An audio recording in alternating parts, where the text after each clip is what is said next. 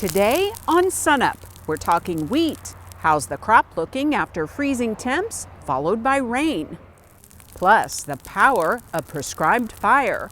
Kim with Market Monitor and timely management advice in Cow-Calf Corner. Grab your cup of coffee. I'm Lyndall Stout, and SUNUP starts right now.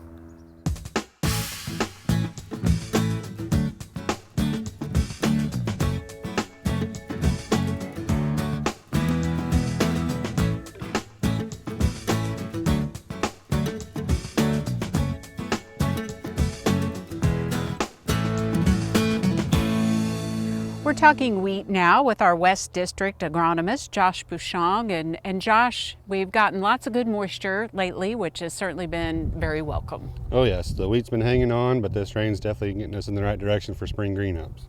In terms of the cold temperatures, though, did the freeze have any impact on the crop? It did have some impact. It is obviously below freezing for several hours, well over 100 hours for some guys. So we definitely had some leaf loss, but overall I think most of the tillers are still viable, especially guys that had some ground cover with the snow. That helped out some, but as we got southwest, obviously bare ground there, but didn't get as cold southwest, but we definitely saw some leaf tissue damage where we've kind of gone chlorotic in some fields. And so you might first initially think nitrogen or something like that, but definitely some of those leaves got hit pretty hard. But like I said, all the tillers I've been looking at last week or two, it's definitely still a viable tiller, so we haven't really lost too much. In terms of the crop overall, how are things looking? I've been pretty satisfied with our stands. Our early sown wheat, for wheat pasture for grazing and stuff, is a little shaggy, a little uneven stands, but definitely a good enough stand to start grazing. Some were a little sooner than we would like to see, but they've been holding on pretty well. Our later sown wheat, typically for our grain only, the stands are there, maybe a little thinner than I'd like for some guys, but definitely a good stand for most of them, at least a couple tillers on each plant. So I'm really liking the growth stage there. And so we're just waiting to take off. And then the really late sown stuff, November was very dry. So those stands are a little thinner behind our double crop acres. But overall the stands are there, and we're getting pumped up for the spring. For sure. And with sunny days like this, it'll start moving along quickly. Oh, you bet. We've had a lot of top dress going out with these little rain chances we've had. There'll be more once we start to get the fields dried up again. But top dressing, like I said, there's some chlorotic wheat out there. Got guys wanting to get some more nitrogen on. Some know that they need it. And some inert strips we've been seeing, some we haven't. So we're using those tools as we need be. But overall, there's a crop worth taking care of out there right now. What are you seeing in terms of weeds? Since a lot of us kind of drug our heels getting sown, waiting for rains and start dusting in, a lot of the weeds came up with the crop. So there's quite a few fields out there that are pretty shaggy with weeds. You can see just a straight green field in between the furrows, so we know that's not all wheat. Getting out there's a lot of ryegrass, which is becoming more and more of an issue every year, just because of the issues with resistance and a few options for herbicides there. But sheet's been another big issue, and we've had some issues with resistance with that in north central Oklahoma with the SUs. But overall, there's a lot of mustards out there, some henbit, and then all of our grassy typical weeds. They're there, so we need to get those managed pretty quickly as well. So guidance on weeds, and I know we have a new weed scientist we'll talk to in a few weeks here on SUNUP, but guidance at this stage on weeds. So from now, since we got some warmer temperatures, we always like to time those herbicide applications when we have a warm period, ideally a week or more, a few days before and after application. For one, to get the weeds growing, so we get the herbicide into the weed, but also for crop safety. The crop does have to metabolize it. Even products we've used for decades like Finesse, if we spray around a freeze event, we can see some crop injury. But once we start warming up, we'll get those out. Some of our herbicides we need to get out pretty soon before jointing, especially some of our newer traded wheats like the coaxium wheat production system. We want those out there before we go reproductive at jointing. Then even some of our group 4s that we're mixing in there for broadleaf herbicide control options, our 2,4-Ds, MCPAs, dicambas, we want those before jointing as well, just for crop safety, but we want them after we're done tillering. So there's kind of a sweet spot in there. We might get some more tiller production this spring, but then we're going to be hitting, jointing really quick after that. So a very tight window to get those applications on, and then timing them around rainfall events. And it's always a dance that we have to partake in. So. For sure. And last but not least, here it is, another month gone by, and we'll be talking about first hollow stem soon. Yeah, like I said, a lot of our early sown wheat, there's kind of an unevenness to it. There's some older stuff and some newer stuff. But overall, if we're grazing real heavy, it's been holding it down. So when we start looking at the plants, seeing if we're starting to hit that first joint at 1.5 centimeters, just over a dime, try to check areas outside the hot wire where the wheat's not really been held back from grazing. It'll give you a better idea where the wheat wants to be. So if we're grazing heavy, that's going to delay the wheat maturity. And so if we push that too far, we won't have that recovery period for the wheat to really make a grain crop. So we got guys still deciding whether they're going to graze out or they're going to pull off to go for a grain crop. Like I said, I'm pretty optimistic right now for a good grain year this year. So anytime we go past first hollow stem, we're reducing that potential for a grain crop. Some of us, you're looking at that insurance date in mid-March. We were usually hitting that with the varieties we're growing now in February. So really this month in February, we need to look out those fields. We got tools online like the Mesonet app, first hollow stem, where you can put in some variables like what maturities are. And we also have some other tools and some fact sheets to support green ground cover. And so that's just going to tell you how much percentage of the ground's covered by green wheat. And we got some data we can show as well how much green ground cover when we pull off the stalkers, and how likely we are to maintain that grain yield potential. Because if we're grazing it off, there's not much there. We need more rain and sunlight and growing conditions to recover. But if we do have excellent ground cover, say over 60% ground cover when we pull off, we're setting ourselves up for a really good grain crop. Okay, well, let's hope it's continued positive news throughout the rest of the growing season. Yep. Josh, thanks for your time today. And for a link to those educational materials and apps that Josh mentioned, we have a link on our website, sunup.okstate.edu.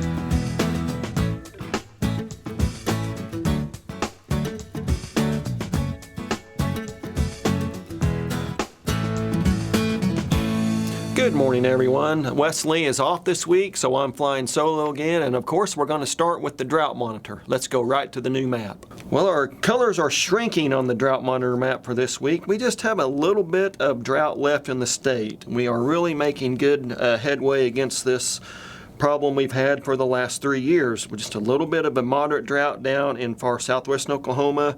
We do have some moderate and severe drought in both south central and north central Oklahoma, a little closer to southeast and northeastern Oklahoma. But again, those are also shrinking, so we are making some good progress. And now let me show you why. Take a look at that January rainfall, hot off the presses, and we do have some wonderful rainfall amounts across most of the state. Even those amounts out in the Panhandle are still above normal.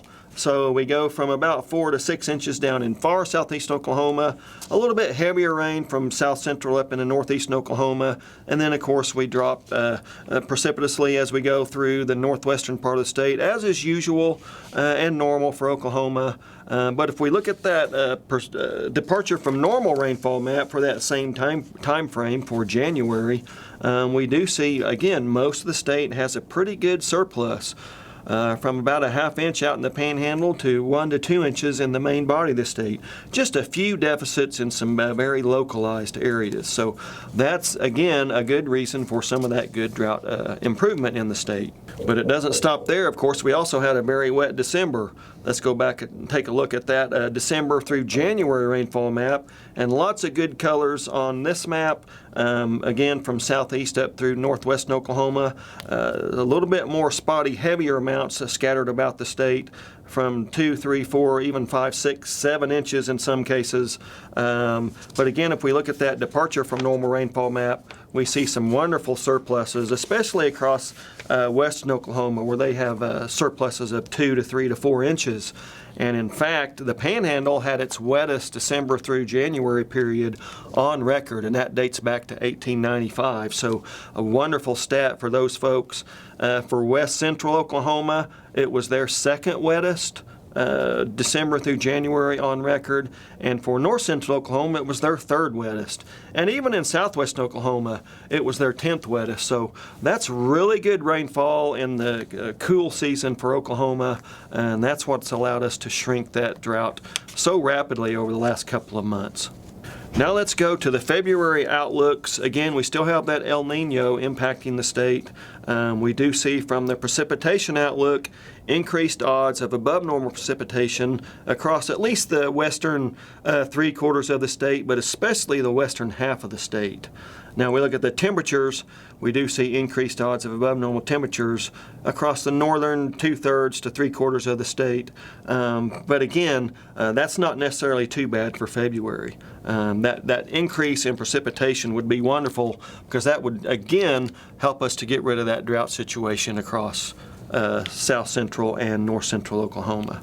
And finally, when we look at the drought outlook for January from the Climate Prediction Center, we see most of that drought is expected to improve. A little bit expected to remain through February, but then again, we're just going into spring. We might take care of it there. This is that final remnant of the drought left over this 3-year period we've suffered through this hazard. So great news for January.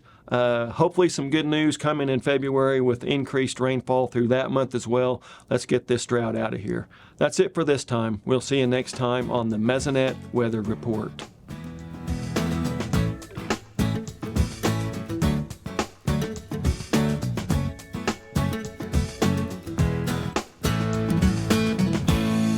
With one exception, there's really not a lot that you need to be doing as a pond owner during the winter months.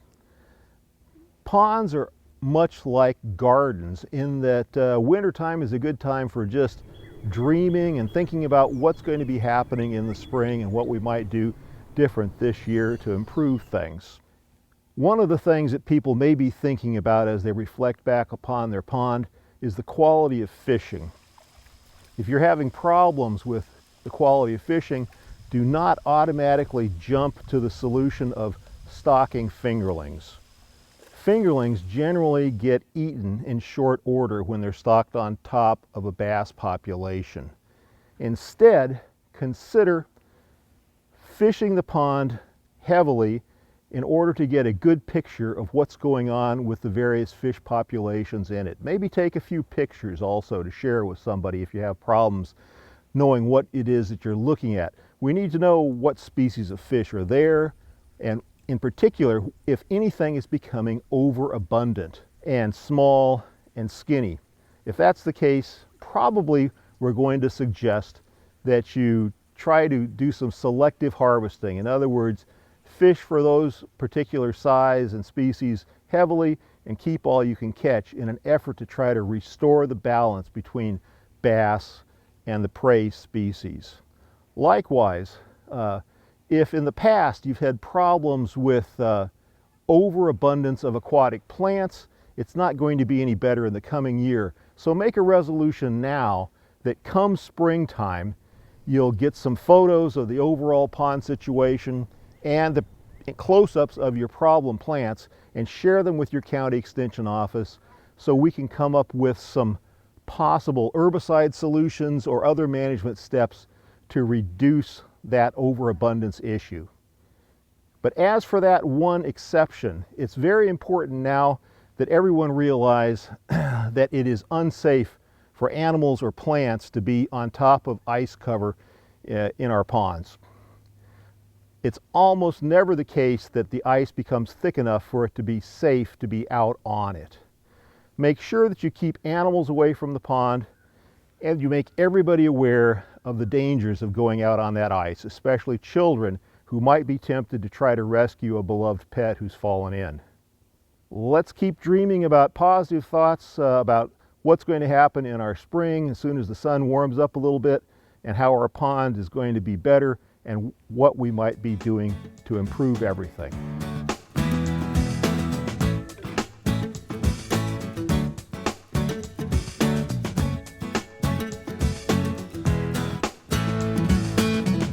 The USDA just released the crop conditions report. So Kim, what did that tell us? It said that crops in better condition than it was last year. You look at the 7 states, that'd be Colorado, Nebraska, Oklahoma, Texas, Kansas, Montana. The 7 major hard red winter wheat states You've got 53%, good to excellent. In December it was 49. Last year it's 21%. You look at Oklahoma, 63% of the crops in good to excellent condition, 67% last December report, and 17% last year. So these good conditions is going to partially offset the 5% less planted acres in Oklahoma and the 6% less planted acres over the hard red winter wheat area. So tell us a little bit more about what's happening in the markets. Well, there's not a whole lot going on right now. You got to mention the Suez Canal that's prohibiting some wheat coming out of the Black Sea area going to like the Philippines or the Eastern Asian countries. You've got in the Black Sea, Russia predicted to produce another 3.4 billion bushel crop. This will be the third one in a row. Their average is 2.9 billion. They've got a tremendous amount of wheat to put on the market. They're going to produce more. You've got Kazakhstan is improving their technology so that they can increase their yields in wheat. And then China and Argentina got an agreement where China will start importing Argentine wheat. So how have those things affected the prices? Well, not a whole lot. You got them just wallering around right now. You look at wheat, it's been trading between $5.44 and $5.81, somewhere around $5.50 to $5.60 right now, moving sideways mostly. Corn, it bottomed out at $4.27. It's trading between $4.27 and $4.37 sideways. Soybeans might be producing a bottom down there around $11.40, $11.39. It gets as high as $11.85, so it's trading that range. It's still in a downtrend, but it looks like it's trying to bottom out. So what does all this information mean for producers? Well, the market's not doing a whole lot right now. Producers, most of them have their crops sold. I think it's a time for planning. You need to look at the forward contract prices for the next crop and determine how you're going to use your land, labor, capital, and management to produce the highest level of profit. All right, thanks, Kim. We'll see you next week. Thank you very much, Kim and Elizabeth. And by the way, we want you to help us welcome Elizabeth Hockett to the SUNUP team. She is our new multimedia producer, and we're certainly happy to have her on board. And now let's talk about some much needed improvements that are coming to the OSU Agronomy Research Station in Stillwater. The A&M Board of Regents approved a request to draft construction plans for new facilities at the site, which is home to OSU's wheat breeding program, one of the top programs in the world. The first phase of the project will help with the design and construction of new greenhouses and a head house. The university has commercialized 34 wheat varieties in the past 25 years. To learn more about the Agronomy Research Station project, we've linked the latest for you on our website.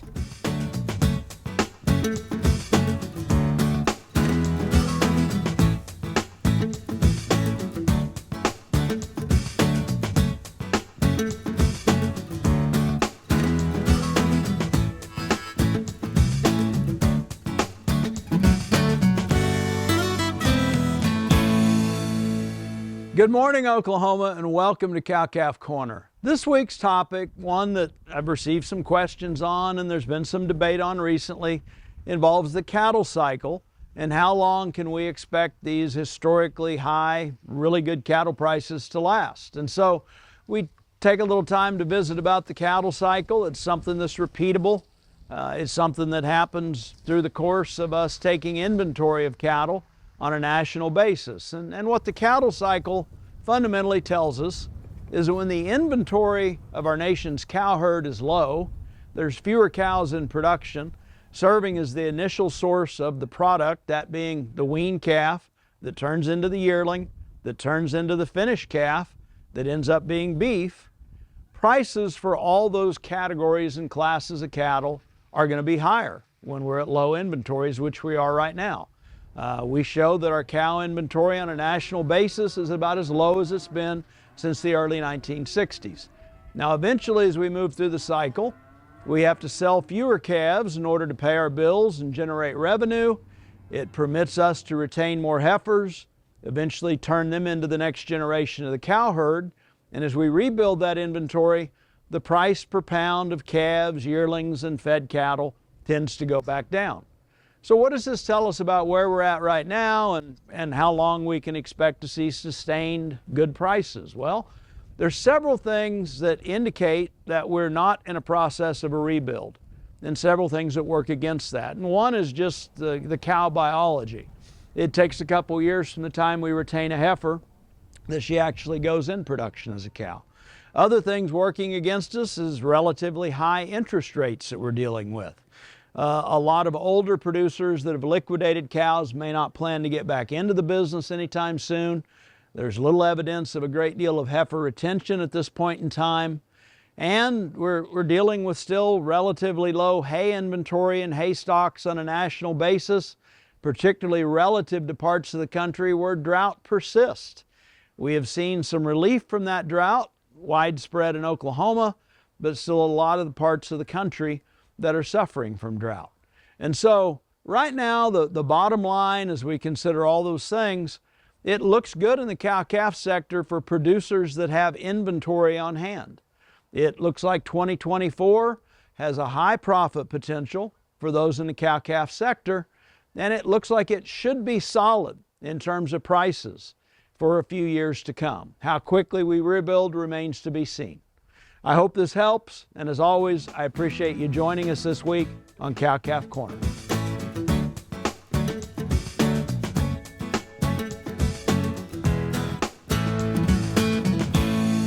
Talking land management now, these warmer days, along with plenty of moisture and light winds, mean some landowners are thinking about prescribed burns. But with conditions like these, do the safety precautions change at all? For the answer, we turn to our fire ecologist, John Weir. So we're out conducting a burn today. You know, we're only a few days out past that really bad cold snap and all the rainfall and weather. Grassy fuels have dried out. We've got some really beautiful weather today, perfect conditions. We got winds that are well within conditions, good humidities and stuff. And we get that a lot of times following those bad fronts and those bad spells of weather. We're going to start picking up some few good days before our next front comes in, and we've got another one coming in towards the end of this week. So we've got a couple of good days here. We might as well take advantage of them. Today we're burning a half section for 2 different landowners, and we got them to work together to burn it all at one time, so that way we didn't have unnecessary fire breaks and a lot more work. We made it real easy. We're using the roads as fire breaks and natural barriers like wheat fields and a bunch of land we already burned. Most of the state's got some really great moisture. We're wet, the soil's wet, everything's looking really good. A lot of places their ponds are filling back up, so we've got good moisture conditions. So also within that good moisture conditions, we got a lot of people wanting to start to burn because it's not too dry. Not like we've been the last couple of years where this time of year has been really dry all the way up into March or April, and then everybody's trying to throw their burns in. So a lot of times people, these kind of good conditions and this kind of winter we're having is suitable to start burning as early as you can. You know, a lot of times, again, people think that it's too wet to burn. Again, grassy fuels are burning great. They're 1 hour fuels. Now, if you're wanting to burn leaf litter and stuff like that, it's not gonna burn. You know, that stuff is too wet. It's shaded, it's not getting any sunlight, it's not getting much wind, and it's bigger fuel particles, those hardwood leaf litter and stuff is, and so it's not gonna burn well. You gotta have the fuel. So first off, you got to have adequate fuel load of grassy fuels, and then, you know, get good conditions because it dries quickly. And thinking that, well, it won't burn or it's too wet or it's going to burn slow, it'll still get out and go. And one of the other big problems that you run into that you got to be thinking about too with burning under these kind of conditions, especially as wet as it's been, is where you can get vehicles around, because a lot of times where you could take vehicles when it's dry, you can't get them. They're going to bog up, you're going to have vehicles stuck, and then you're going to have some of your equipment out of commission, and when you need it, it's stuck, or you're having to send people that you need to be watching the fire. They're over trying to get something unstuck. And the other thing people have to remember, once you burn an area off like this where it's blackened, you don't have the support of all that dry grass and everything else, so it's a whole lot easier to get stuck out here in the black than it is area that hadn't been burnt. So you got to really be careful or you'll have all your fire trucks all stuck. You still have to watch the humidity. Even when the wind's calm, if the humidity's low, you can still get a spot fire, and then you're calling the fire department to come help. So as long as you monitor the wind and the humidity and you've got plenty of help and you follow your burn plan, you should be pretty safe. Again, our wildfire season really starts in November when everything goes dormant in the state. We've had a pretty mild winter. Again, high humidities. Our humidities have stayed really high, and then we've also been blessed with rains off and on. So again, that's helped with that. Again, we've still got dry fuels, that grassy fuels, 1 hour fuels that can dry out quickly. So care still needs to be taken with everything. And again, just as I mentioned earlier too, on the prescribed fire side, especially on the wildfire side, thinking about going out and trying to put a fire out, you can only go to areas where that vehicle can travel. PBAs are good for rural communities because a lot of places are overgrown by cedars and brush and lots of neglect, a lot of years of neglect, and it's good for farmers and neighbors to get together and be able to have enough help to manage their property with fire correctly and safely. So again, if you're interested in conducting burns and stuff, we've got 26 prescribed burn associations scattered around the state. And if you're interested in finding out if there's a prescribed burn association near you, check the SUNUP site. That'll do it for our show this week. A reminder, you can see us anytime on our website and also follow us on YouTube and social media. I'm Lyndall Stout. Have a great week, everyone, and remember, Oklahoma agriculture starts at sunup.